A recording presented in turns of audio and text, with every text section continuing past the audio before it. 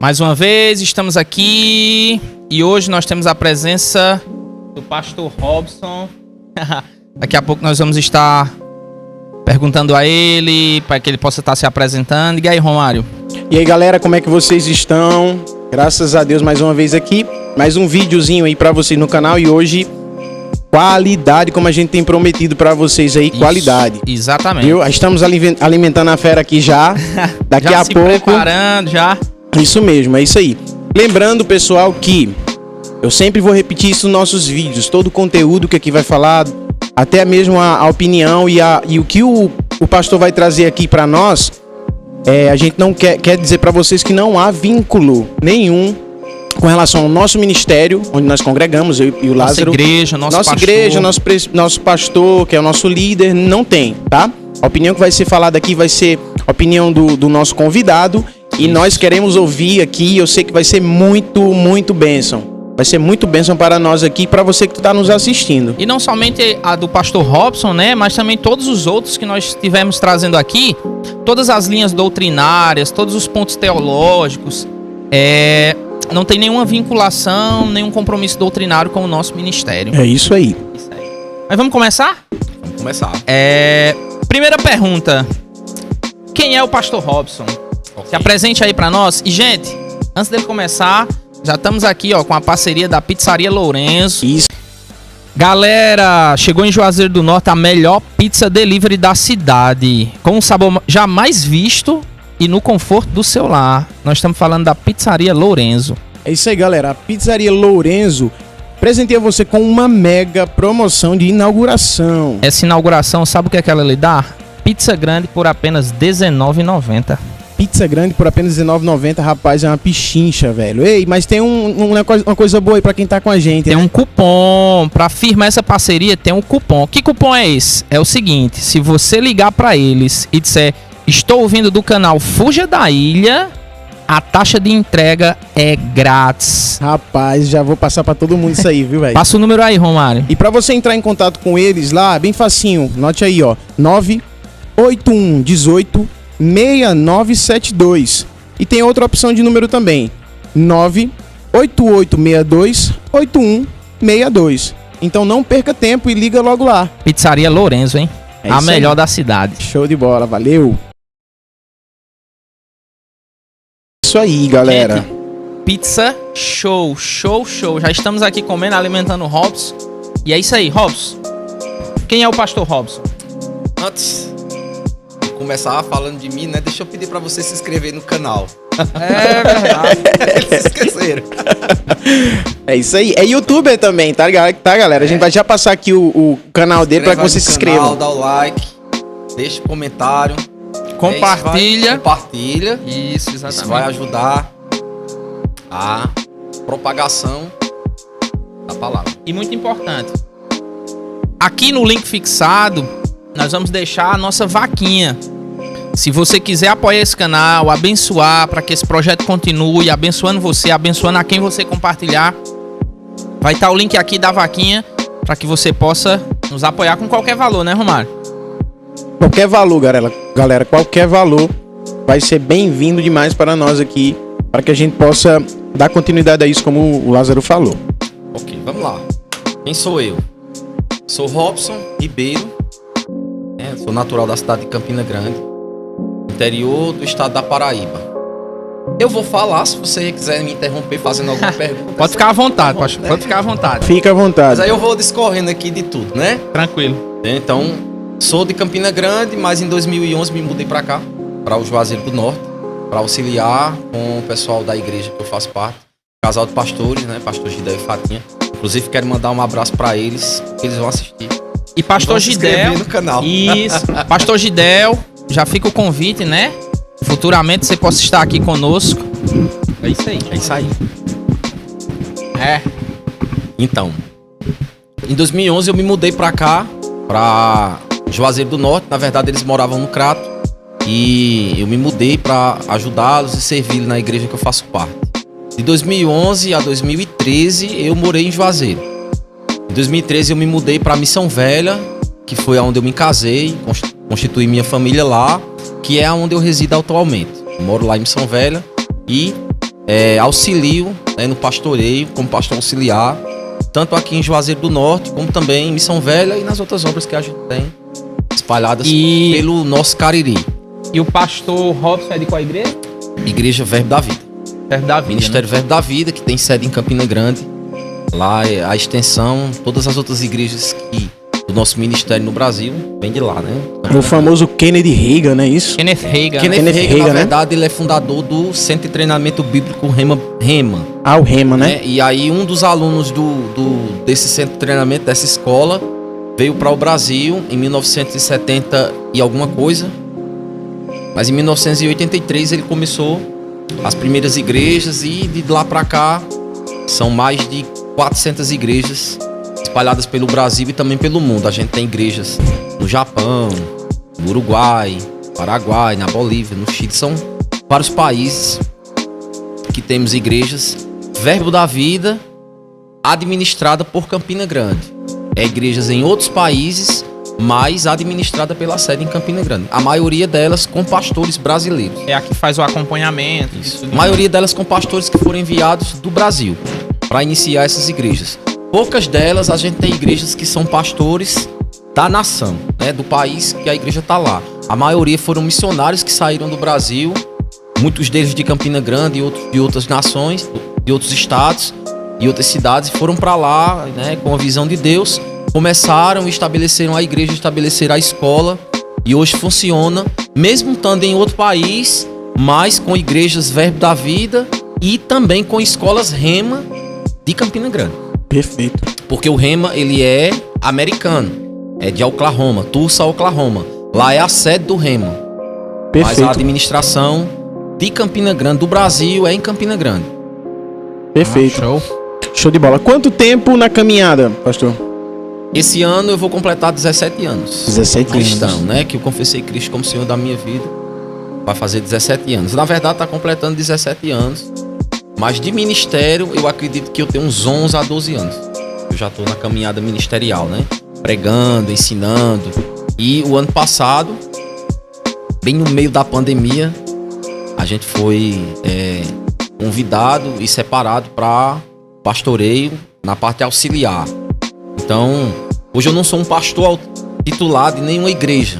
Nós temos uma obra em Missão Velha lá, funcionando, mas tem um pastor titular lá. E aqui em Juazeiro do Norte também a gente tem igrejas em Missão Velha, que é um ponto de pregação. Temos igrejas em Brejo Santo, também um ponto de pregação. Juazeiro do Norte, que é uma congregação, e todas elas coordenadas pela igreja sede em Petrolina, que é a nossa supervisão aqui. E tem um trabalho em Barbalha também? E estamos iniciando um trabalho em Barbalha com um formato ainda embrionário lá. Lá não é igreja, não é ponto de pregação, lá é um grupo bem embrionário mesmo, assim, bem começo.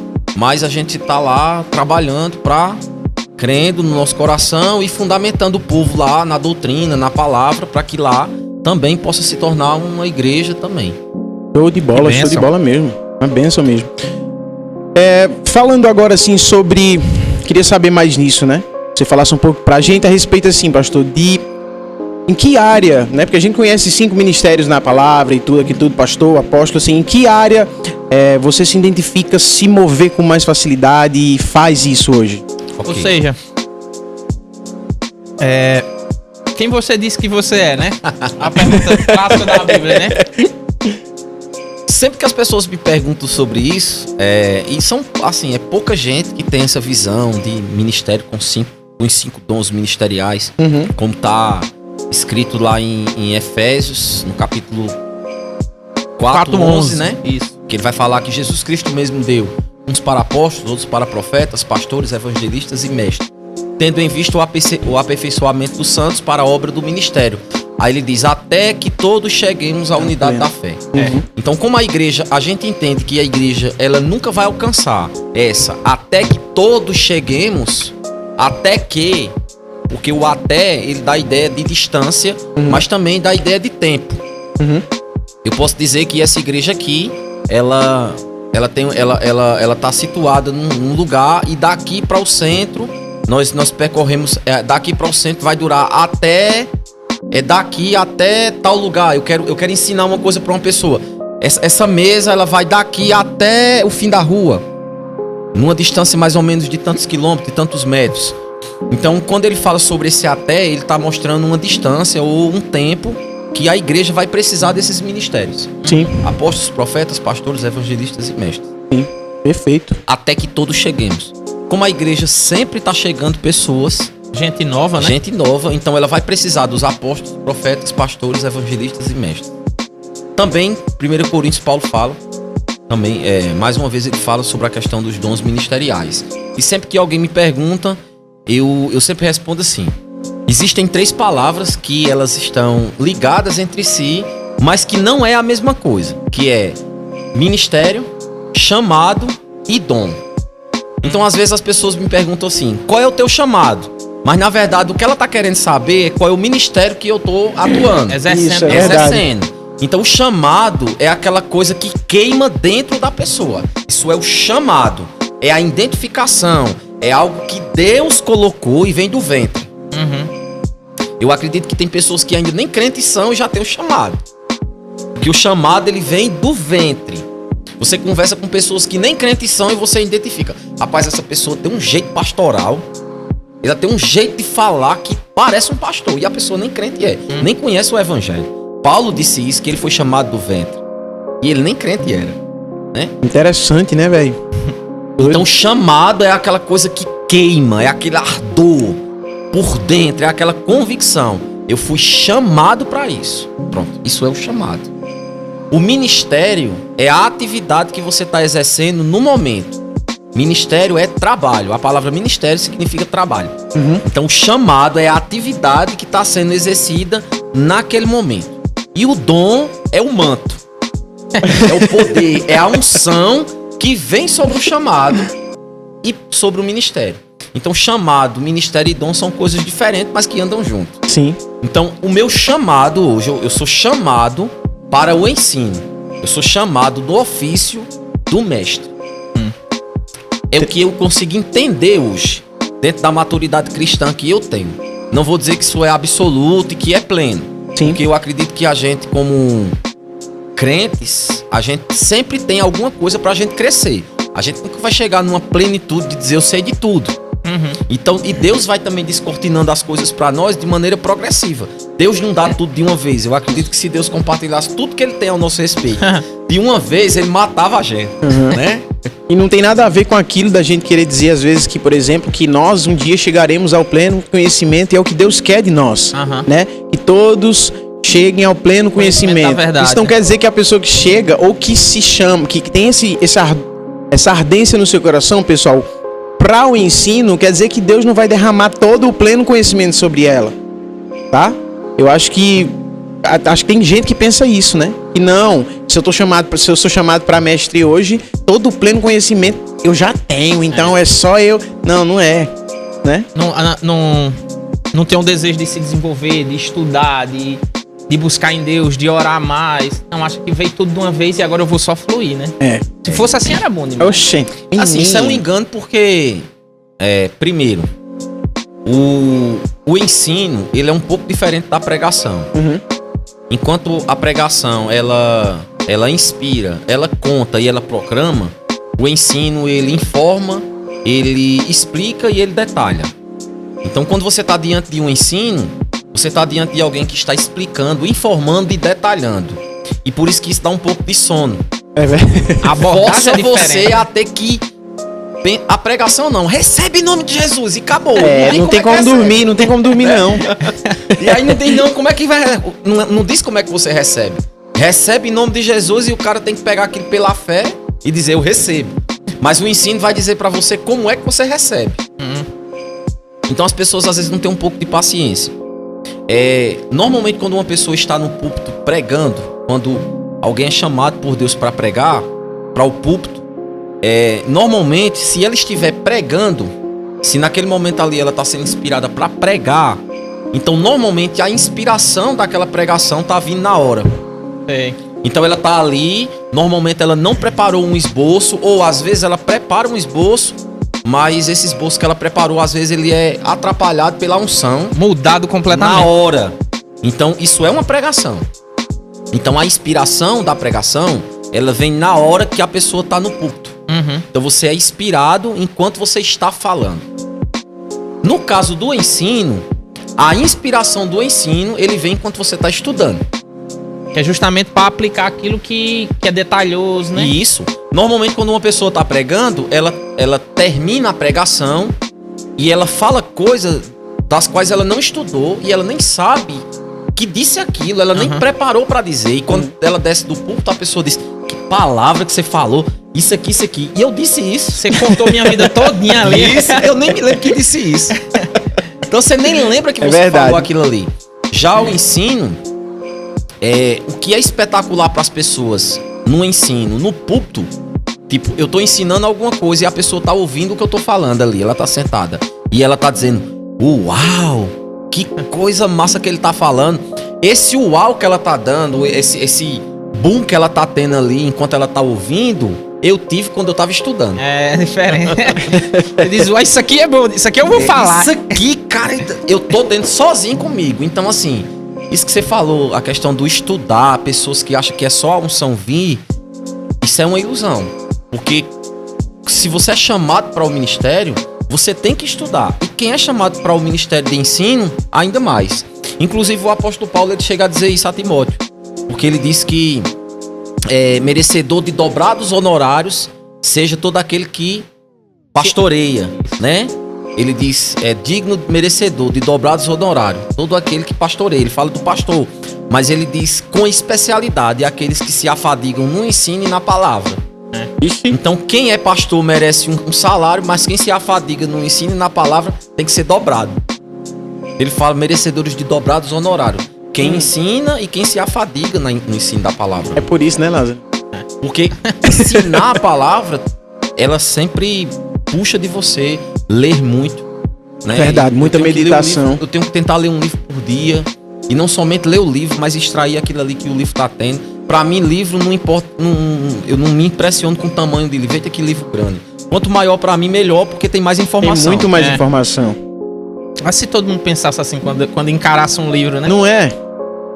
Mas é aquele negócio, é muito status, né? Não, eu leio 5, 10 livros por dia, vai ver a finura do livro. Eu só quero concluir essa questão do chamado, né? Que a gente... Vai lá. Sim, você falou do seu chamado, mas tem um ministério chamado, e o dom, né? O dom, né? Isso. Porque o meu chamado que eu entendo hoje, como eu falei, na maturidade que eu tenho como cristão, é o chamado para o ensino. Porém, a atividade que eu estou desempenhando no momento, o ministério que eu estou atuando, é um ministério pastoral. Embora que eu não seja um pastor titular. Eu sou um pastor auxiliar, que auxilia em Juazeiro do Norte de uma forma um pouco mais superficial, porque não moro aqui. Mas nós temos um ponto de pregação em Missão Velha, e lá eu tô mais de dentro mesmo, nessa parte de aconselhamento, de acompanhamento, de visitar pessoas, de fundamentar coisas dentro de uma igreja mais próxima de um pastor. Esse é o teu ministério atualmente, É né? o ministério que eu tô desempenhando atualmente. E em relação ao dom, eu sempre percebo vindo sobre mim para as duas coisas que eu vou fazer. Hoje eu estou pregando muito mais do que antes. Porque antes eu ensinava mais. Porque eu tinha menos tempo de púlpito. Pelo fato de eu não exercer um ministério pastoral. Então, sempre a parte de pregação e de informação para o povo na igreja fica mais de responsabilidade do pastor. Aqui e acolá, uma vez perdida, ele convoca você para pregar, né? E aí a gente, por ter menos tempo de púlpito, então a gente tem mais tempo de estudar, tem mais tempo de levar uma palavra mais detalhada para as pessoas. Hoje não, hoje eu percebo que pelo fato de eu estar sempre pregando, Sempre tem que trazer uma mensagem pro povo, e né? nem sempre dá para estudar, mergulhar, porque eu ainda trabalho no secular, então vai ter que confiar na unção no púlpito. É verdade. Você faz o quê, pastor? Puxado. Eu sou vendedor. Vendedor, Trabalho né? com vendas, Perfeito. Vendedor de porta. Eu sou vendedor de panela. É o famoso crediário, né? Não sei qual é a região, Robson que chama de galego, mas não é Robson aqui não, é o Robson, nosso assistente. Galego. Fortaleza. É em Fortaleza, mascate, né? Eu prefiro chamar de bolseiro. Bilbo Bolseiro. Bilbo Bolseira. Fortaleza é muito galego. Referência aí de Senhor dos Anéis, pra quem não conhece. Ficou claro essa questão do chamado, dom? Não, ficou claro. Qual era a próxima pergunta lá que tinha? que é aí onde nós vamos entrar na sua seara, né? A gente deixou aqui bem específico aqui. Você falou de dom, de ministério e de unção. Juntando tudo isso aí, Robson, qual é o que você mais flui, mais se sente bem, como você até me falou ali nos bastidores, em uma roda de conversa, o que você mais fala? Qual é o assunto? Que você domina, né? Domina, de fato, gosta de falar e... Tem autoridade. E ama e tem autoridade pra falar. Ok.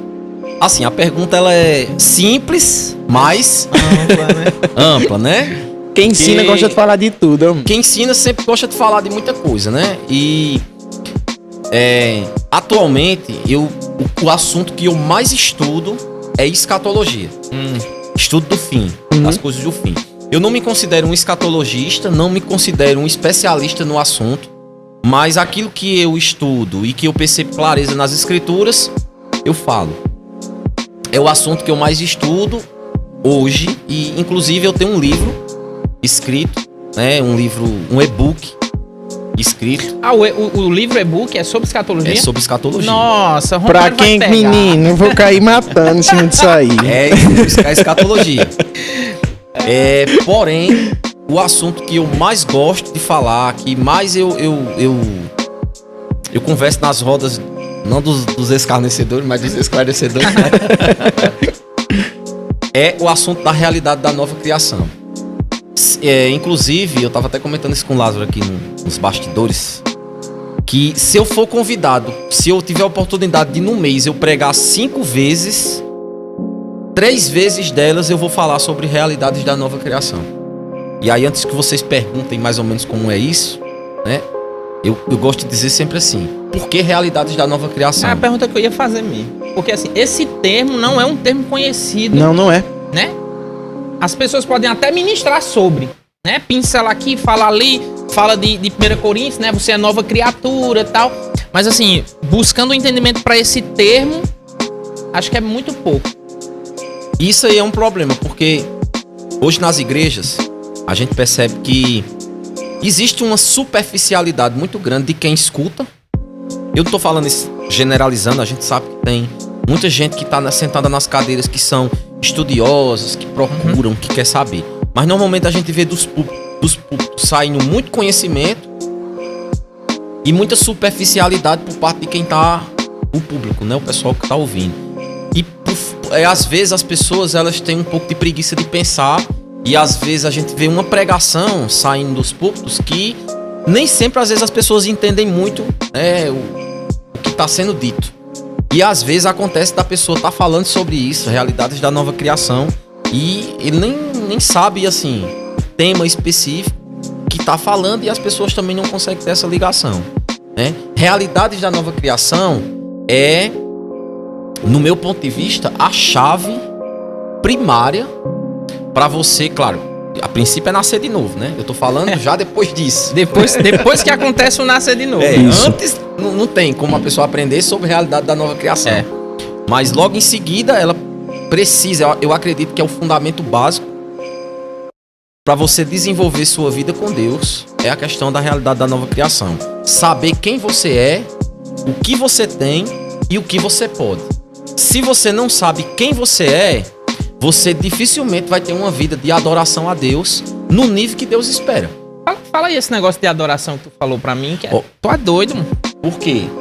Entender quem você se você não entende quem você é em Cristo, como você pode adorar a Deus? Vamos dizer que você vem pra igreja e você tá num momento de adoração, embora a adoração seja uma coisa muito mais ampla do que simplesmente vir pra igreja e levantar as mãos na hora do louvor. Isso. Né? Adoração não é isso. Isso é um fragmento.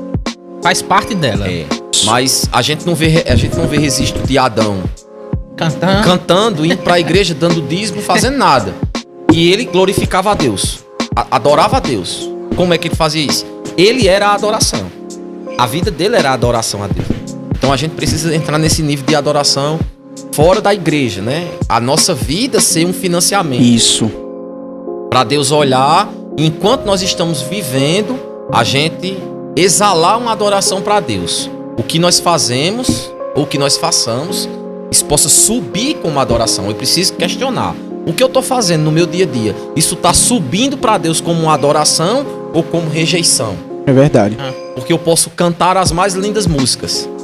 E isso não passar do teto. É verdade. Porque a minha vida não corresponde. Isso é um perigo, velho. E isso acontece muito.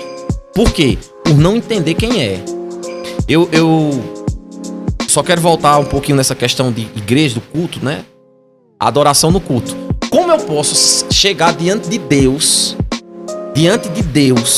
santo, imaculado, glorioso, poderoso, para adorá-lo com a mentalidade de que eu sou um verme, um pobre, miserável pecador? Como eu posso ter um relacionamento com esse Deus santo que rejeita o pecado, que consome o pecado, que abomina o pecado, que não gosta do pecado, que matou o pecado na cruz em Cristo, mas eu vou para Deus com essa mentalidade de pobre, miserável pecador? Como Deus pode aceitar a minha adoração? Ou como eu posso entender que Deus está aceitando minha adoração? Se eu não sei quem eu sou, eu preciso entender quem eu sou. E eu entendendo quem eu sou ou quem eu me tornei a partir de Cristo, eu vou entender que quando eu estiver diante de Deus, eu não estou somente diante do Todo-Poderoso, eu estou diante do meu Pai. Muda tudo. Verdade. Eu nunca vou chegar na casa... Eu não tenho pai. Mas quem tem pai vai entender o que eu estou falando. Se você é casado, você não mora mais com seu pai, nem com sua mãe. Você já mora com sua família. Mas você vai para a casa do seu pai, ninguém chega na casa do pai e diz: soberano pai, criador dessa casa, permita-me que eu adentre em sua residência e abra sua geladeira. Ele vai dizer: deixa tu ser besta, rapaz. A casa é tua. Vai logo lá. Mas as pessoas têm essa liturgia, né? Soberano Deus. Mas você tá falando com Deus. Entenda, Ele conhece seu coração. Quando você tá conversando com as pessoas no dia a dia, você não fala desse jeito. Você fala normal. Mas quando vai orar, muda a voz, né? Procura palavras. Como se você estivesse ali criando um teatro. Você tá criando um teatro para quem tá te ouvindo. Mas Deus, que sonda o coração, sabe. Tá tudo podre aí dentro, macho. Eu te conheço.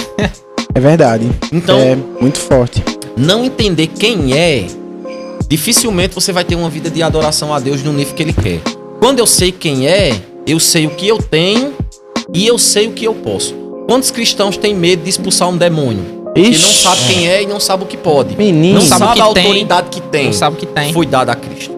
E isso parte muito da ideia adâmica. Porque em Cristo nós temos uma identidade. Em Cristo nós temos agora a palavra é essa mesmo. Uma identidade. Quem é você a partir de Cristo? Porque existe o ser humano, vamos dizer assim, ele é dividido em dois pontos. A pessoa que nasceu, o Robson que nasceu do ventre da minha mãe e nasci numa situação, cresci, cometi pecado, morri espiritualmente, perdi a comunhão com Deus, nasci em um lar que não tinha princípios bíblicos e eu fui para o mundão, aprendi tudo do mundo e fui viver essa realidade mundana sem entender as coisas de Deus, sem entender o que Deus quer, nem saber se Deus existe. E aí me converto, aceito Cristo e agora eu tenho que mudar essa mentalidade. Aí eu tenho duas opções. Ou eu continuo me vendo como eu era antes, ou eu vou me ver agora a partir de Cristo. Tem um versículo que eu gosto de usar muito, 1 Pedro 1:23. Diz lá assim: pois fostes regenerados, não de semente corruptível, mas de incorruptível semente, mediante a palavra de Deus, a qual vive e é permanente. Ele diz que nós fomos regenerados. A palavra regenerado significa gerados de novo. Então o que foi que Deus fez com o nosso espírito? Ele não recalchutou. Recalchutar é você pegar uma coisa que já existe e passar uma coisa nova por cima. Isso. A velha continua lá e algo novo foi revestido no velho. Você pega um pneu e você diz: eu quero recalchutar esse pneu. O pneu vai continuar existindo com uma capa por cima. Isso. Mas na hora que ele passar por um buraco, aquela capa pode cair e ele continuar com a máscara feia que tá lá. Verdade. Então Deus chegou para nós e disse: eu não quero nada desse espírito, eu vou te dar um novo. Ele não recalchutou, ele regenerou. A gente nasceu de novo, fomos regenerados. Então ele pegou o espírito velho, cavou um buraco, jogou dentro e disse: eu vou te dar um novo agora, segundo a minha natureza. E ele disse que a gente foi regenerado não de semente corruptível. Quando ele fala de semente corruptível, ele está falando de uma semente natural. A semente, ela tem duas responsabilidades básicas, que é carregar a vida que foi investida nela e manifestar a vida que foi investida nela e também carregar uma carga genética. Na semente está a carga genética, além dela ter a responsabilidade de carregar a vida que foi investida nela. Tanto faz uma semente que você planta uma árvore ou sêmen, que é a semente humana. Se você pegar seu filho e você fizer um exame de DNA, vai ter lá a carga genética do sêmen que penetrou o útero da mãe. A carga genética daquele sêmen tá naquela criança. É a carga genética do pai que tá lá. Ou seja, a informação tá lá, né? Tá lá, que veio da semente. Só que Pedro tá dizendo que a semente da palavra que entrou em nós nos gerou de novo. Então a gente nasceu com uma carga genética da semente que nos gerou de novo. E é eu não sei se eu tô conseguindo ser claro. Sim, eu tô conseguindo entendendo. Eu tô entendendo de boa. Se você não conseguir entender direitinho, tem uns comentários aí. Coloca aí, explica de novo aí. Aí a gente, quem sabe, traz ele de novo.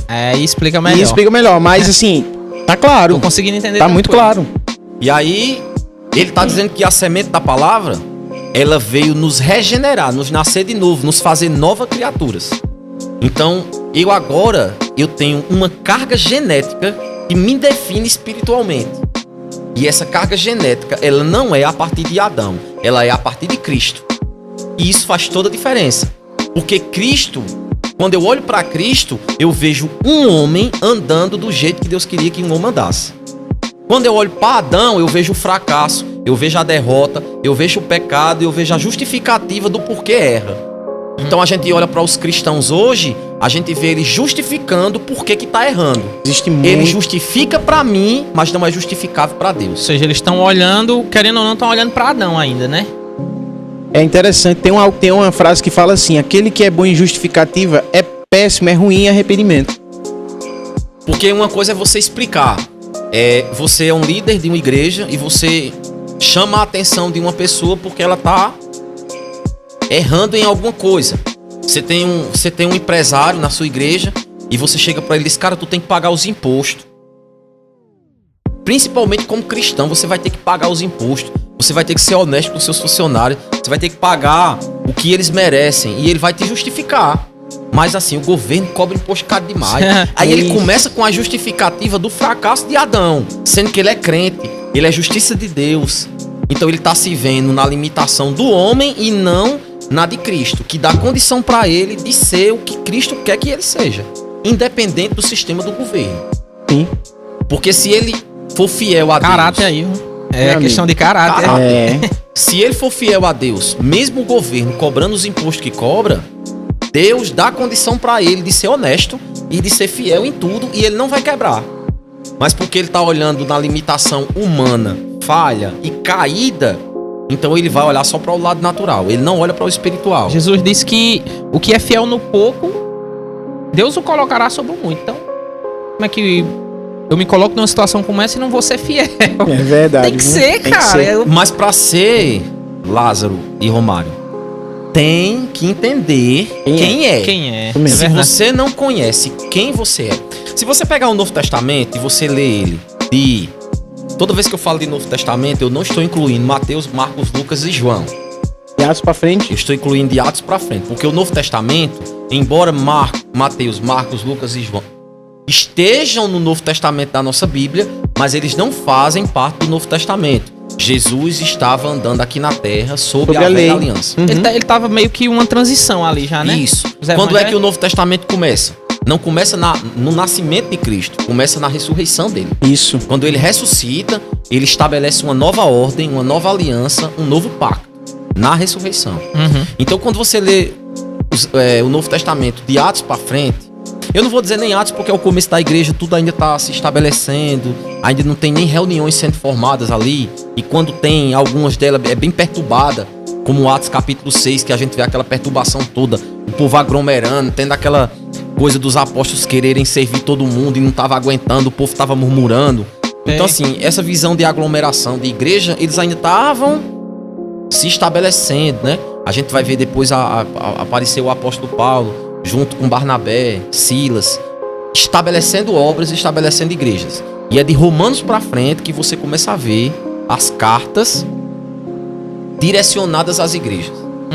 Se você pegar de Romanos até Judas, que é o livro antes do Apocalipse. Sem contar que Apocalipse já tem as primeiras 7 cartas pra igreja. Pra igreja, né?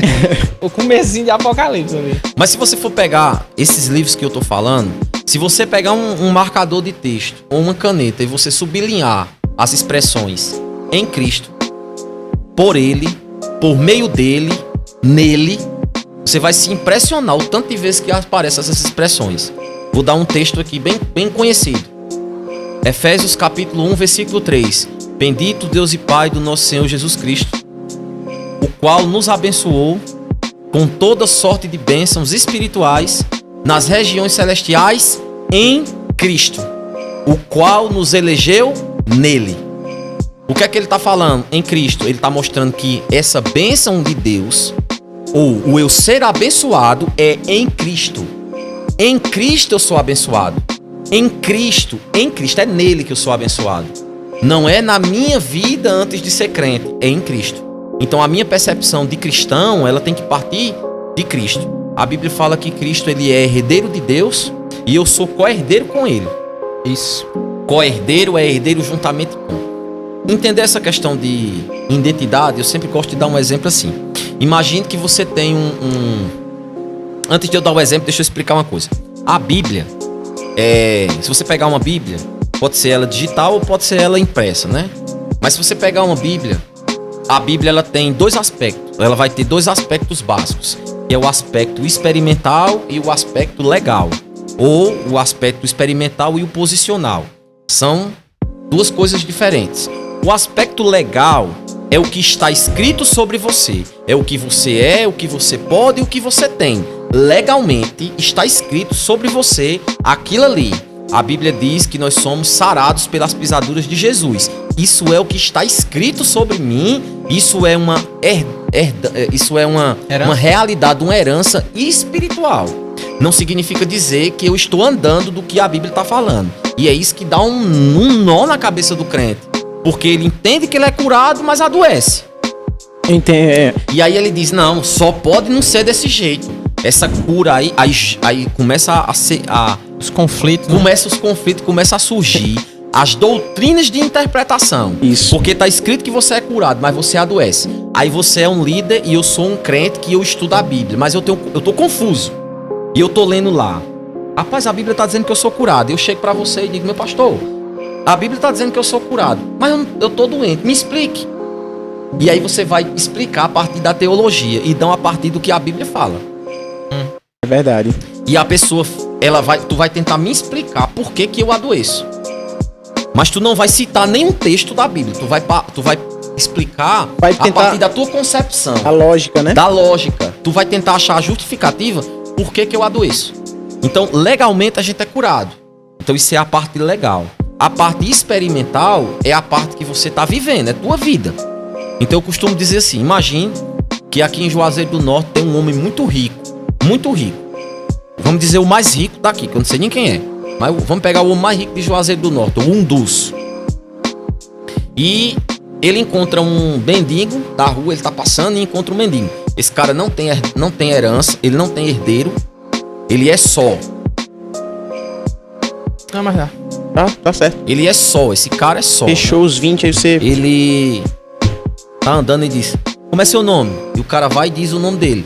E ele vai embora. E aí aquele cara faz um testamento, passando as posses dele para aquele mendigo. E aí o cara morre. Então, legalmente, aquele mendigo é herdeiro de um patrimônio. Legalmente. Documentado. Agora, até que ele prove, ou até que ele vá usufruir do que é dele por herança, tem um processo. Porque existe a questão de às vezes aparecer pessoas dizendo que são herdeiras e por aí vai. Existem várias coisas que podem atrapalhar ele de usufruir do que é dele por herança e por direito. Eu não sei se eu tô conseguindo ser suficientemente claro. Não, tá claro. Tá claro. Não, pode Perfeito. concluir. Pode concluir. Legalmente, nós somos herdeiros e nós temos uma herança que nos pertence. Legalmente. Legalmente eu sou curado. Legalmente eu sou rico. E eu tenho todos os textos para provar o que eu tô falando. Legalmente eu já sou abençoado Eu em Cristo sou Jesus. abençoado. Não são as coisas que me tornam abençoado. As coisas vêm pra mim por causa da bênção de Deus. Pessoas chegam pra mim e dizem: olha, pastor, a bênção. Ela vem com um carro e diz: olha a bênção. Eu digo: não é tua bênção, é o resultado dela. Abençoado você já é. Já é. Independente de você ter coisas ou Ou não. não, é verdade. Porque você é abençoado em Cristo. A partir de Jesus você é abençoado. Então não são as coisas que te faz abençoado. Foi Cristo que te fez abençoado. Então as pessoas elas estão mais voltadas para o natural do que para uma realidade espiritual. Isso mesmo. O que é que se precisa? Renovar a mente pela palavra. Quanto mais você renova a mente pela palavra, mais você vai conseguir usufruir. Mas as pessoas têm preguiça de ler, preguiça de estudar um pouco mais a Bíblia. Porque uma leitura da Bíblia é diferente de um estudo. Estudar é você cascavucar, é você cavar. A Bíblia fala sobre casas que são firmadas em rocha e areia. E areia. Uma casa que é fundamentada na areia, ela não precisa de muito esforço. A areia é mole. Mas sob a pedra, não. A pedra dói. Para você achar a profundidade, cansa. E as pessoas não querem achar a profundidade. Elas querem uma coisa rasa. E aí elas não se aprofundam. E elas estão vivendo ricas como miserável. E a Bíblia diz que Cristo se fez pobre para que eu enriquecesse. A Bíblia diz que o castigo que hoje me deve trazer a paz estava sobre Cristo. Então tá o crente aí, o cara vem para a igreja, se converteu, escuta a palavra e ele não tá vivendo em paz. Ele tá vivendo em guerra, ele vive ansioso, ele vive preocupado, sendo que Cristo já fez ele abençoado. Perfeito. Só quero dar mais um exemplo com relação a tudo que a gente tava falando aqui. Nessa questão de herança, de entender quem é, de identidade, de o que é legal, o que te pertence e o que você está experimentando, essa diferença, né? A Bíblia diz que eu sou curado, mas eu não estou vivendo a cura ainda. Então, assim, tem aí uma defasagem entre o que está escrito e o que eu estou vivendo. Minha realidade. A minha realidade, o que eu estou vivendo, não é o que está escrito. Ah, o Senhor é o meu pastor, nada me faltará. Mas está faltando. E agora? Aí Como é o que- agora? Acaba Então, entra assim, em parafuso. entra em parafuso e entram aí as péssimas pregações ou alguns aconselhamentos de alguns líderes tentando ajudar o povo, termina atrapalhando. Porque quer explicar para ela por que ela tá passando por aquilo. E aí começa as várias explicações, não baseado nos textos da Bíblia, mas baseado na experiência humana. Porque, cara, eu tenho que dizer assim, tu é curado e acabou, ponto final. Mas eu tô doente, não importa, tu é curado e acabou, ponto final. Se você fosse... Vocês já oraram pra Deus pedindo pra Deus curar? De Já. alguma doença? Já. Já. Já? Você tava doente e disse, Deus me cura. Ah, Senhor, em nome de Jesus, tira isso daqui. Pronto. Se você pudesse escutar Deus de uma forma audível, Deus falando no teu ouvido, na hora que você dissesse assim, Deus me cura, se você pudesse escutar uma voz audível no seu ouvido, ele ia te dizer assim, eu já lhe curei. Porque em Cristo, na cruz, estava cura, estava salvação. É engraçado que os mesmos versículos que fala sobre cura, que fala sobre perdão de pecados, fala sobre cura do corpo. Porque Isaías 53, ele não somente diz que ele levou sobre si as nossas iniquidades, mas levou sobre si também a nossa doença. Então, quando eu participo da ceia do Senhor, eu estou ali participando da ceia, duas coisas espirituais estão sendo manifestas ou estão sendo oferecidas para mim. Eu participo do sangue, eu participo do pão, que representa o corpo. E aí as pessoas focam, olha, na hora que você estiver participando do suco integral de uva, que representa o sangue de Jesus te purifica de todo pecado. Então quando eu tomo aquele suco que representa o sangue, eu estou tomando para mim perdão de pecados, porque o sangue de Cristo me purifica de toda injustiça. Beleza, isso aí é resolvido em todo lugar, que a hora que eu estou participando da ceia, o cálice que eu estou tomando é um cálice que me promove justificação diante de Deus. Eu continuo com eu pequei, eu continuo com a minha condição de filho, mas a minha comunhão está arranhada. Quando eu participo da ceia, essa comunhão que está arranhada, o sangue de Jesus vem e me purifica. Isso aí é resolvido. Mas quando eu participo do corpo, do pão, o corpo que foi moído, o corpo que foi machucado, é para que eu tenha saúde. Então no momento da ceia, eu estou tomando perdão para o meu pecado e eu estou comendo cura para o meu corpo. Eu tenho que ir para a ceia nessa consciência. Eu estou tomando perdão para os meus pecados, para eu ficar limpo diante de Deus, se eu cometi alguma coisa, mas se eu estou doente, na hora que eu participo do pão, eu estou comendo cura, porque o corpo dele foi moído para eu viver curado. É mais ou menos assim. O problema que, tratando sobre essa realidade, é quando as pessoas participam e não vê a manifestação no corpo. Aí entra. Vou entrar já nessa questão do ver. Só quero fechar essa questão da ceia. Se você for pegar a travessia do povo no deserto, antes deles saírem, Deus deu uma ordem para eles fazerem a ceia ou fazerem a Páscoa, né? A Páscoa. Que foi aquele animal que foi morto. E Deus disse, vai passar o anjo da morte na madrugada e vocês pegam o sangue desse animal e vocês passam nos umbrais das portas. Porque na hora que o anjo da morte passar, quando ele vê o sangue, ele vai pular a casa que ele tá vendo o sangue. Aquele sangue ali representava para eles salvação. Sim. Porque o anjo não ia passar na casa que tinha o sangue. Então o sangue lá representava salvação, perdão de pecados. Mas Deus disse outra coisa. Deus não só mandou colocar o sangue. Deus disse, comam da carne do animal. Por quê? Eles iam fazer uma travessia, então eles precisavam de força no corpo. E aquele animal deu força para eles andarem uma travessia, andarem 11 quilômetros. Sem ter fome, sem ficar doente. Então aquele animal estava representando, na hora que eles estavam comendo, força física. A cura. Eles não adoeceram. Foi o corpo daquele animal, foi a carne daquele animal que deu força para eles. Jesus é considerado como o quê? O Cordeiro Pascal. Então o sangue de Cristo me dá perdão de pecados e o corpo de Cristo que foi moído por mim, ela me dá cura pro meu corpo. E aí entra as questões, mas eu não mereço. Mas isso não tem a ver com merecimento. Aí eu quero dar só mais um exemplo para eu entrar nessa questão do não ver, do ver, né? Imagine que você tem um cara que passa na tua casa todos os dias. Ele passa de cabeça baixa, ele passa triste, desmotivado, sem perspectiva. Você percebe, toda vez aquele camarada tá passando na frente da tua casa. E tu vê isso aí se repetindo por longos dias. Aquela mesma pessoa, cabeça baixa, triste, desmotivado. E aí tu chega um dia pra ele e diz, cara, toda vez eu vejo tu passar aqui em casa, aqui na frente de casa, e eu vejo que você não sorri. Eu vejo você preocupado, um semblante caído. Cara, tem alguma coisa que tá acontecendo com você? E ele diz, rapaz, tem. É porque eu devo uma conta a um cara, eu tenho uma dívida com um agiota grande, e todos os dias esse cara ameaça me matar e levar a minha família. Levar a minha mulher e meus filhos. E eu não tenho como pagar essa dívida. E tu escuta isso e se compadece dele. Aí diz, a quem é que você deve? E aí ele vai te dizer, eu devo a fulano de tal. Aí tu, tá certo, beleza.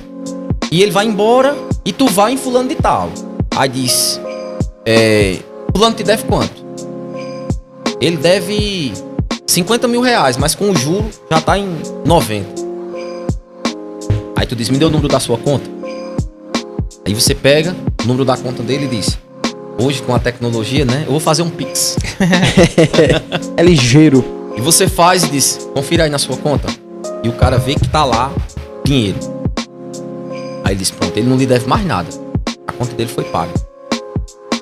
E aí tu chega pra esse cara e diz, ó, cara, tua conta foi paga. Tá vendo aqui, ó? Isso aqui foi uma transferência que eu fiz pra conta do cara que tu deve a ele. Tá paga, você não deve mais nada. Tá certo? Certo. Aí no outro dia, tu vê o cara de cabeça baixa, sem perspectiva, sem alegria, com o semblante caído. Eu pergunto, qual seria a tua reação de tu ver o cara daquele jeito? E que, rapaz, esse cara fez outra dívida de novo. Só cedo. Ou no mínimo, Tem que dar uma chamada ou no grande mínimo nesse de cara. indignação. Aí, a primeira coisa que tu vai é abordar ele de novo. Cara, eu paguei uma conta alta. Porque assim, quando você paga uma dívida de uma pessoa nessa condição, o que é que você quer ver? Pulo de alegria. Tá feliz. Motivado, É. com perspectiva, com alegria, com paz. Novo tempo, nova Novo vida. tempo, o cara sempre sorrindo, sempre feliz, sempre motivado. Aí a resposta dele é assim: eu sei que você pagou a minha conta. Eu sei que eu fui perdoado. Eu sei que eu não devo nada. Mas é porque eu ando desse jeito porque assim, eu não me sinto merecedor. É porque eu não me sinto merecedor. Parece um cabo ali. Cara, não, Lázaro. aí eu digo, não Parece tem um a cavacular. ver com merecimento. Tem a ver com tua vontade de querer fazer o que fez. Então, eu gosto de dizer assim, se a gente tivesse a oportunidade, se os crentes de hoje tivessem a oportunidade de ter uma conversa pessoal com Deus, muitas dessas repreensões que a gente está dizendo aqui, ele ia dar em muito crente. Porque o crente é curado, é suprido, é rico, tem paz, tem alegria, mas ele anda triste porque ele não se acha merecedor de usufruir do que Deus deu pra ele. Porque simplesmente ele não se acha merecedor. Mas eu não mereço. Mas não tem a ver com você merecer. Tem a ver com Deus querer. É. Verdade. E aí vamos entrar nessa questão do ver e do não ver. Ou seja, eu participei do suco que representa o sangue, me senti perdoado. Aí como do pão que representa o corpo, que me dá sustância, que representa Jesus na cruz, que levou sobre si as nossas enfermidades. Aí eu como, olho pra mim e digo, a dor de cabeça ainda tá aqui. Tá do mesmo jeito. Porque a realidade espiritual, ela é uma realidade que ela tem que ser vivida, toda ela, 100% pela fé. O problema das pessoas não usufruírem do que Deus tem pra elas hoje é porque elas não vivem pela fé. E o que é viver pela fé? A Bíblia diz que a fé chama à existência as coisas que não são como se já fosse. Ela está falando de Abraão. Abraão, esperando contra a esperança, chamava à existência as coisas que não são como se já fosse. Então qual é o princípio básico da fé? Chamar à existência o que não é como se já fosse. Não é dizer o que é como se não fosse. É dizer o que não é como se fosse. Isso é o princípio básico da fé. Fé não é você olhar para a doença e dizer eu não estou doente. Estando. A doença não existe. Não existe dor de cabeça. Tendo dor de Tem na cabeça. dor de cabeça. Não é o assim. que é que não existe? Não existe a cura. Você está doente? Não existe cura. Exato. Então o que é fé? Chamar o que não existe como se existisse. E uma vez que você chamou e creu no que você está dizendo, você tem que ficar com o que você disse mesmo que você não esteja vendo. Porque foi o que Abraão fez. Ele creu contra a esperança, o corpo amortecido. Ele olhava para o corpo dele e dizia, não tem condições de gerar filhos, mas Deus me deu uma palavra e eu vou ficar com o que Deus disse. E o ver, a questão do ver, ela vai ser manifesta a partir do momento que eu crer. Porque se eu quiser ver primeiro para depois eu crer, isso não é fé. É verdade. Hebreus diz isso, né? Hebreus diz isso. Você pega, por exemplo, aquele jovem que tava aquela situação com o profeta. Eu sempre mudo o nome dos profetas, mas eu acho que foi Elias. Elias. Eu acredito que foi Elias. Se foi outro, vocês vão... No Velho Testamento, Robson. Robson vai saber, Robson né? vai saber o que é que ele Mas fala. eu acho que foi um desses dois. Ou foi Elias ou foi Eliseu. Que o rei da Síria estava armando ciladas contra o rei de Israel. E ele estava avisando ao rei... Ah, Eliseu e Geazim, né? Foi Eliseu. É. Ele estava avisando ao rei que as ciladas do rei da Síria estavam sendo armadas. E ele disse, não vá por ali, não vá por tal lugar. E toda vez que o rei da Síria armava aquelas ciladas, Eliseu avisava. E aí o rei se protegia. E aí o rei da Síria chegou e disse, rapaz, reuniu todos os seus e disse, rapaz, eu quero resolver um problema aqui. Tem alguém que está dando com a língua nos dentes. Uhum. Tem na nossa cidade lá em Campina Grande, chama de cabuete. É um X9 aqui no meio de É um nós. fofoqueiro. Tem um cara que tá dando com a língua nos dentes. Porque não tem condições. Eu armo uma cilada, o cara sabe. E antes de eu fazer, ele já tá sabendo. Então assim, quero saber quem é de vocês aqui, o delator. E aí chega um pra ele e diz assim: meu rei, meu senhor, não é ninguém aqui não. Deixa eu dizer ao senhor o que é que tá acontecendo. É que tem um profeta. O cara é top. Ele sabe o que o senhor pensa na cama do seu quarto. Já pensou? E aí o rei da Síria disse: quer dizer que o problema todinho é um homem? Onde é que tá o miserável? Aí foram checar, descobriram que o cara tava numa cidadezinha chamada Dotã. E aí anoiteceu, do mesmo jeito que acontece com a gente. Anoitece, tudo em paz, tudo tranquilo. Mas quando amanheceu, que o tal do Geazi foi sair na rua, na versão que eu criei pra mim mesmo, disse que ele foi comprar pão. Quando ele coloca o pé na rua, ele vê de frente pra casa, onde ele tava, o exército do rei da Síria pra pegar ele e pegar o senhor dele. O profeta. E ele volta pra dentro de casa e faz a mesma oração que a gente faz quando tá em desespero. Ai, Senhor, e agora o que faremos? Então assim, da noite para o dia tudo mudou. A realidade natural mudou. Aí eu vou olhar para ali para poder dizer. A realidade natural mudou. Talvez você esteja aí ouvindo e a sua realidade natural seja falta, doença e escassez. Essa é a sua realidade natural. Só que 2 Coríntios 4,16 está escrito que nós não devemos atentar nas coisas que se veem, mas nas coisas que não se veem. Porque as coisas que se veem são temporais, mas as que não se veem são eternas. Então isso significa o seguinte: o que você está vivendo hoje de ruim é temporal. Uma coisa temporal é uma coisa sujeita à mudança, sujeita ao tempo. Então o que você está vivendo hoje de forma natural, isso pode ser mudado a qualquer momento. Mas o que Deus disse ao teu respeito e ao meu, isso é eterno. Não muda. Você pode adoecer, mas Cristo disse que você é curado. Isso é uma coisa certa. Isso é tua identidade. Isso é o que você é em Cristo. Você pode adoecer. Isso é uma coisa natural. Mas uma intervenção divina pode mudar esse quadro natural para o quadro espiritual do qual você se encontra já em Cristo. É trazer a realidade Espiritual pro natural. pro natural. No natural. Então, o que é que acontece? Voltando a falar do assunto do guri lá. Ele volta e faz essa oração, né? Ah, meu Senhor, e agora o que faremos? E aí, Eliseu chega e diz: fique tranquilo. Muito mais é os que estão conosco do que os que estão com ele. Eu acho que se fosse eu, ele dizia assim: o profeta tá ficando doido. Só tem eu e ele. Só tem dois. Mas, eu acho que o profeta depois ficou sabendo. Tem uma galera querendo matar ele aí, ele pirou. É porque ele não viu, é porque ele não viu. Ele não tá. Assim, o profeta disse: ele não tá vendo. Senhor, abre os olhos dele porque ele não tá vendo. Assim, o que é que ele não estava vendo? A gente tá falando de dois olhos aí.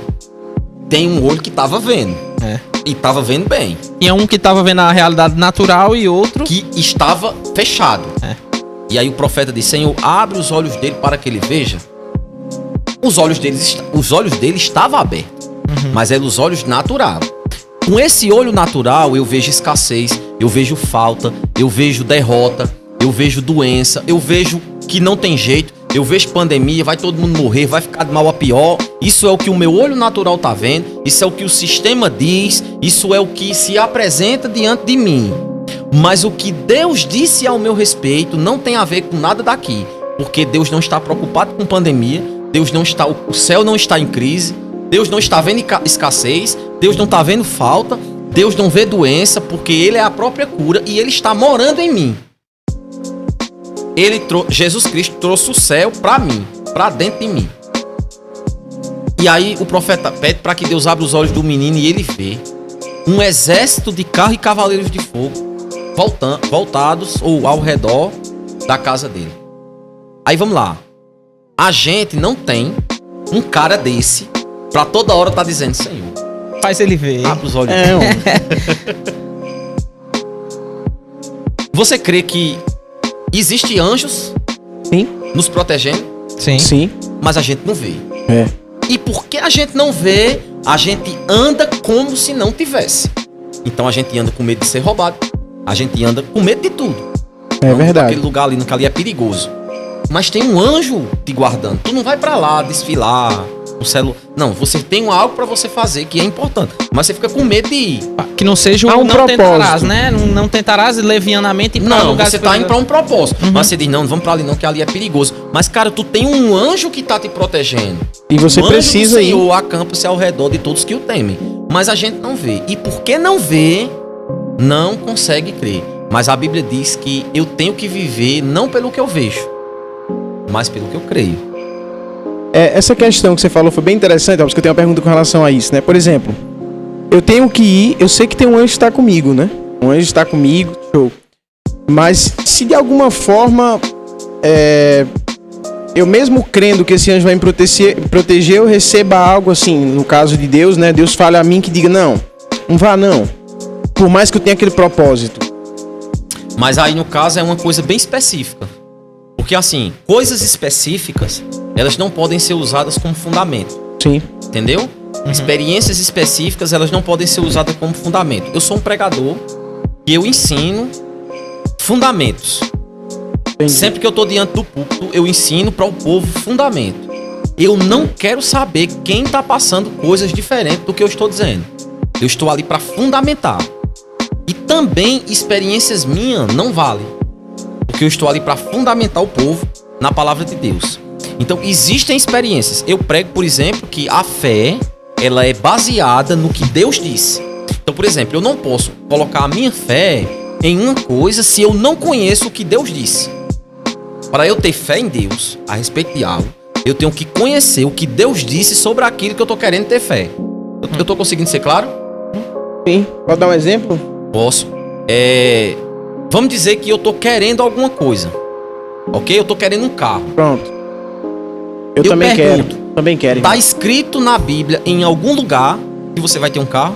Não fala. Não tá. Mas Deus pode dizer a você, vá numa concessionária e compre. Sim, com certeza. Então, isso é uma experiência pessoal e que pode acontecer e acontece. Mas isso não é fundamento doutrinário. Entendi. Isso é uma experiência. Se você diz isso para o povo, você coloca o seu povo em desequilíbrio na fé. E aí você vai ter uma igreja endividada. Infelizmente é o que a gente vê, né, bicho? Porque o fundamento da fé é baseado no que Deus falou. Não, se Deus diz, por que eu posso confiar em cura? Porque está escrito. Tem uma coisinha que eu quero explicar bem rapidinho. Eu acho que é importante para quem está ouvindo. E para aqui também para a mesa. Existe uma diferença muito grande naquilo que está escrito. E o que foi registrado. E o que está acontecendo. Então, existe a diferença do que está escrito e aquilo que foi dito sobre o que aconteceu. Então, a gente tem na Bíblia registro de coisas que aconteceram. Registro de coisas que aconteceram. Coisas aconteceram e foram registradas. A palavra de Deus diz que toda escritura é inspirada. Divinamente inspirada. Né? Divinamente inspirada e é útil para ensinar, repreender, corrigir e educar na justiça, a fim de que todo homem de Deus seja perfeito e perfeitamente habilitado para toda boa obra. A escritura é inspirada. A escritura, o que foi escrito, é inspirada. Mas o cara lê um texto e ele está bitolado no que aconteceu. O registro que está falando do que aconteceu. Então, assim, ele começa a dizer o que Deus é ou o que Deus faz a partir do acontecimento do registro e não do registro. Eu não sei se eu estou conseguindo ser claro. É uma coisa doida de você conseguir entender, mas assim, talvez os exemplos que eu estou dando não estão sendo claro. Se a Bíblia fala que a escritura, o que foi escrito, é o que é útil para ensinar, então eu vou tentar dar o exemplo bíblico, tá ok? Jesus está passando por uma figueira e ele vê uma figueira com folhas. E a Bíblia diz, o que está escrito é que ele, tendo Jesus fome, passou e viu uma figueira com folhas. E foi ver se, porventura, acharia alguma coisa para comer. O que está escrito, a escritura diz que o motivo pelo qual Jesus foi até aquela figueira foi fome. Isso é o que está escrito. Mas as interpretações humanas é baseado no que aconteceu e não no que está escrito. Então eles interpretam aquela passagem como dizendo assim: Jesus foi amaldiçoou aquela figueira para que a gente não seja figueiras que não dão fruto, para que a gente seja árvores frutíferas. Isso é tua interpretação baseada no que aconteceu. Isso, mas o texto, que é a parte inspirada e útil para ensinar, corrigir, repreender e educar, tá dizendo que Cristo foi até aquela figueira porque teve fome. Pronto. Não é a parte de Jesus ter amaldiçoado a figueira, é a parte que diz que ele foi porque teve fome. O registro de Jesus ter amaldiçoado a figueira é o acontecimento. O acontecimento não foi inspirado por Deus. Foi o que está escrito que foi inspirado por Deus. Muitas vezes você vê registros na Bíblia de coisas que aconteceram, mas não significa dizer que aquilo que aconteceu foi Deus que inspirou. A gente vê, por exemplo, Satanás tentando Jesus. Então, assim, se toda escritura é inspirada por Deus, então eu posso concluir que Satanás foi inspirado por Deus para tentar Jesus. Eu vou cair nesse extremo, né? Eu vou cair nesse extremo. Se eu for partir por esse suposto de que toda a escritura, tudo é inspirado por Deus. Tudo que tá na Bíblia, todo o acontecimento foi inspirado por Deus. Não foi. Tiveram acontecimentos que não foram inspirados por Deus. Aí você me pergunta, mas onde é que tá a inspiração de Deus? Na pessoa que escreveu sobre o acontecimento. É o registro que é a parte inspirada, não é o que aconteceu. Não é o acontecimento Não importa em si. se o que aconteceu foi bom ou foi ruim. Por que que Deus é bom? Por que que eu acredito que Deus é bom? É porque ele faz bondade? Não, é porque está escrito. Ele é bom. Vocês entendem a diferença de você entender o que está escrito? Porque Jesus, quando ele confrontou Satanás, ele não confrontou com poder, ele confrontou com o que está escrito. A resposta então, foi essa. Por que que eu sei que Deus cura? Por que que eu sei que Cristo cura? Porque ele cura? Porque ele fez curas? Porque aconteceu as curas? Porque aconteceu a cura? Não. Porque está registrado que ele é o mesmo ontem, hoje e será para todo sempre. É o registro que me dá a segurança de viver como cristão. Então a gente pode pegar aquele texto também, pastor Robson, que assim, como você falou, né? Falou de aplicações e tudo, porque as pessoas se frustram, voltando para um pouco mais atrás do que a gente falou, com relação ao que, por exemplo, quando Jesus fala que nós temos vida e vida em abundância, falando que na Bíblia não fala que manda comprar um carro, não, se você tiver fé você compra um carro, é a mesma coisa daquele texto que fala que eu vim para que tenhas vida e vida em abundância. As pessoas confundem essa vida que Jesus veio dar, não é? Quando você vai olhar no original lá a palavra vida em abundância, a palavra vida é zoe, que significa vida de Deus. Só que hoje o contexto dessa vida tá... É como se essa vida de abundância fosse um carro novo, um carro zero. É porque as pessoas confundem prosperidade e abundância com andar de carro. Eu tava comentando isso com o Lázaro quando a gente tava vindo pra cá.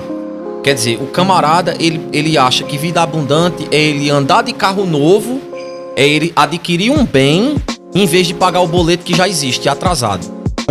Porque pagar as contas que já estão atrasadas é uma coisa invisível, mas trocar de carro novo todo mundo tá vendo. Todo mundo vê. Então assim, ele como passa tu é abençoado. Então ele passa aquela visão de que ele tá vivendo a plenitude, né? Ele passa aquela ideia de que ele tá vivendo a plenitude da bênção, mas por trás ele tá andando num carro que tá atrasado.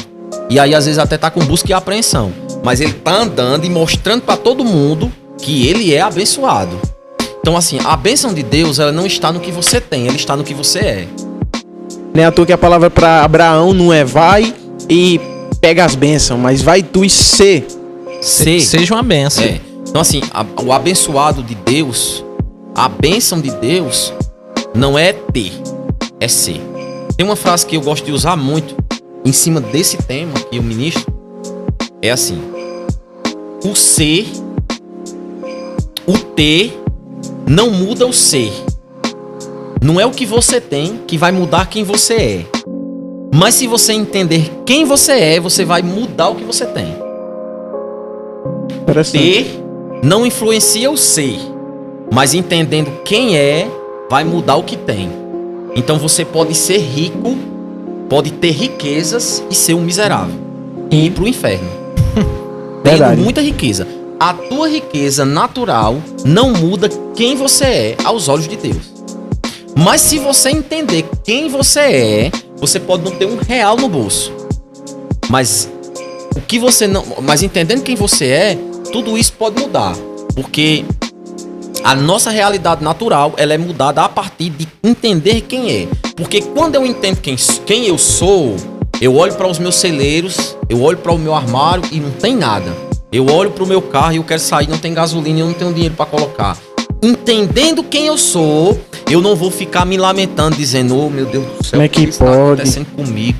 Como é que pode? Oh Deus, tem misericórdia da minha vida. Entendendo quem eu sou, eu vou levantar as minhas mãos e eu vou dizer, Senhor, eu te dou graças. Verdade. Eu te dou graças porque está faltando aos meus olhos naturais, mas eu sei que em ti tem toda a suficiência. E eu te agradeço porque eu sou rico, eu sou próspero, minha família não vai passar necessidade. Eu creio na tua palavra, eu declaro isso, eu creio em nome de Jesus. Amém. E eu termino de orar. Batem na porta. Rapaz, é porque eu tava no supermercado agora fazendo uma feira, me lembrei de tudo. O que é isso? Suficiência. Provisão. É ser abençoado sem ter R$1 no bolso. É comer no melhor restaurante sem ter dinheiro. É visitar as melhores cidades sem ter dinheiro. É andar no melhor carro sem ter R$1. Tem um pastor que eu gosto de escutar muito ele, que é o pastor Luciano Subirá. E uma pessoa chegou para ele e disse, pastor, por que o senhor não compra uma casa na praia? Aí ele disse, eu não preciso. Aí ele disse, não precisa? Ele disse, preciso não, eu tenho a sua. Eu usufruo do mesmo jeito. Que de vez em quando você me convida. Ou seja, eu tô tendo a mesma bênção que tu tá tendo aí sem eu ter a casa. Eu verdade. vou pra sua. E vou pra tantos outros. Eu viajo em lugares que eu não tenho nem dinheiro pra ir, mas os irmãos chamam. Chama. Glória a Deus. Então eu como em vários restaurantes hoje, eu vou em vários lugares hoje e eu sei, minha condição financeira não me dá condições de fazer isso. Mas o que é isso? É a suficiência. Eu tenho um carro hoje que não é tão novo, mas eu sou resolvido nessa questão de prosperidade. Sou suprido. Show de bola. Pastor Robson, brigadão. Ei, foi bom. Foi uma satisfação, meu Deus do céu. Bênção demais, meu Deus do céu. Demais. Show de bola. Espero que você tenha gostado também aí. A gente vai estar colocando aqui onde você pode encontrar esse rapaz, as redes sociais dele, Instagram. Ele é youtuber também, tá, gente? O Telegram dele também, que é onde ele prefere que você, se for comunicar com ele, vá pra lá, tá? E é isso aí, cara. Foi uma bênção. Sei o que você acha aí. Qualquer coisa, coloca nos comentários. Pra finalizar, né? Pedido de sempre. Deixa teu like, se inscreve no canal, compartilha com teus amigos, ativa o sininho de notificações e no link na descrição tem a vaquinha pra você apoiar, pra que esse canal continue produzindo bênção pra você. Últimas considerações? Ok, as últimas considerações. Agradecer, né, os meninos pelo convite, pela honra de poder falar um pouco da palavra. E espero que você que tá aí tenha sido abençoado com tudo que você ouviu. Não dá pra pregar a Bíblia toda. Não, exatamente. Assim, se a gente fosse abrir aqui uma masterclass, dava pra ficar a noite toda só conversando, sem cansar. Verdade. E assim, eu não me canso quando eu tô falando da palavra, e muito menos quando eu tô com os meninos aqui. A esposa fica com uma raiva. Porque é muito assunto, é muita coisa. É verdade, a gente traz coisas assim, a mais. Bíblia assim, é muito enriquecedor e a gente poder entender cada vez mais a palavra de Deus. Então eu agradeço demais assim, pelo convite, pela honra. Espero que você tenha aprendido alguma coisa. Nos segue, né? Nas nossas redes sociais. Eu gosto sempre que as pessoas entrem em contato comigo muito pelo Telegram, porque o Telegram tem recursos que o WhatsApp não tem, não produz. Então eu sempre gosto de ir pra lá pro Telegram, vai ficar aí, né? Vai ficar, nós vamos colocar aqui. Telegram, quem tiver. O YouTube eu demoro um pouco pra fazer os vídeos, mas os vídeos que estão lá, eles são vídeos não muito longos, vídeos curtos, com assuntos como fé, escatologia, realidades da nova criação. Então tem vídeos curtos, mas bem explicativos lá. E o Instagram normalmente eu uso mais para divulgar foto, alguma coisa. Eu não tenho faço muita coisa no Instagram não, embora eu seja bem cobrado para fazer. As minhas redes sociais elas são bem novas, eu não tenho assim muita gente me seguindo. Eu gosto do Telegram porque eu não preciso dessa coisa toda do YouTube que tem que dar like, que tem que ativar o sininho pra achar a pessoa. Não. O Telegram você acha, tá lá. Acabou. A pessoa tá tudo lá. Tá ótimo. Meu material tá muito disponível lá. Tudo que eu faço no YouTube eu coloco no Telegram. Todo material que eu produzo eu coloco lá no Telegram. Então no Telegram eu tenho áudios, tenho textos e tenho vídeos. No Telegram tu disponibiliza também o teu livro lá, né? No Telegram eu disponibilizo o link para baixar o meu livro. Abaixar porque, isso. assim, hoje eu trabalho com um link, né, que é uma página na web, escatologiaemfoque.com.br. Esse é o link, a página que você encontra. Então você vai lá e ele vai pedir para você colocar seus dados, e-mail, e você vai baixar para o seu e-mail. O ano passado foram feitos 11 mil downloads do meu livro. Nossa. E tiveram no Facebook mais de 25 mil visitas Que benção. Pelo Facebook. Facebook, né? Muito bom. E a partir do Facebook, a pessoa foi lá pro link e conseguiu achar. Hoje eu tô divulgando menos meus livros por tempo mesmo, né? Mas, se quiser me achar nas redes sociais, Mas a tá nossa aí. igreja, a sede da nossa... Pode falar o endereço da igreja? Pode. Pode falar. O endereço da nossa igreja é Rua Geralda Feitosa, no bairro Triângulo, aqui em Juazeiro do Norte. Fica ali próximo ao Atacarejo. Próximo ao Atacarejo. É por trás. A Rua Geralda Feitosa ali. Nossos cultos lá é quintas e domingos. E, Às 19h30, nos domingos às 18h30. e onde você mora hoje? Lá? Em Missão Velhas a gente tem culto também tem nas quintas e nos sábados. É às 19h30. E a gente tá lá fazendo um trabalho que já é antigo já, mas ainda embrionário pela quantidade de pessoas que tem e pela assim, mudança de muita gente que começa, depois sai. E a gente ainda tá fundamentando muita coisa lá. Mas eu sou bem fácil de acesso, quem quiser Perfeito. ter contato comigo, ter contato, ter acesso ao meu material, tudo que eu disponibilizo. O livro, se você quiser baixar, ele é de graça, tá? Não 0800. paga nada. 0800. Ele é um PDF, ele é um e-book grátis. Ele é grátis para quem tá baixando, mas ele custou caro para mim. Não somente caro para escrever, mas caro também para eu produzir. Se você tiver acesso ao livro, na hora que você baixar, você vai ver que vai ter lá uma roupagem profissional, vai ter uma capa profissional, ele vai ter toda uma diagramação profissional. Conteúdo de qualidade. Eu paguei para ser feito esse trabalho profissional, para ser uma visualização bem. Eu paguei para criar a página na web, eu paguei para fazer a correção ortográfica de português. Então tudo isso custou caro, custou dinheiro. E teve as minhas noites de sono que eu deixei de dormir para escrever. Mas isso é recompensado se você baixar e ler. É. Acabou.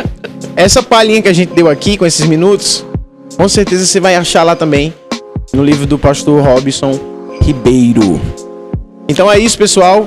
Queremos agradecer a vocês mais uma vez por estar aqui até esse momento. Por assistir até agora. Thanks for watching, né? E é isso, a mesma coisa. Queremos finalizar aqui agora esse vídeo. É isso aí, muito obrigado a todos que vocês ficaram. Obrigado, pastor Robson. E o livro não é sobre esse assunto, tá? não é sobre esse assunto, é sobre... É escatologia. Escatológico. A gente pode... do fim dos tempos. Digam aí nos comentários se vocês querem ver ele falando de escatologia aqui. Que aí a gente traz ele novo. Escatologia. Falar sobre arrebatamento, sobre o anticristo. Falar sobre a espinha dorsal. Gente, muito obrigado e fuja da ilha. Fuja da ilha. Então aí. Valeu.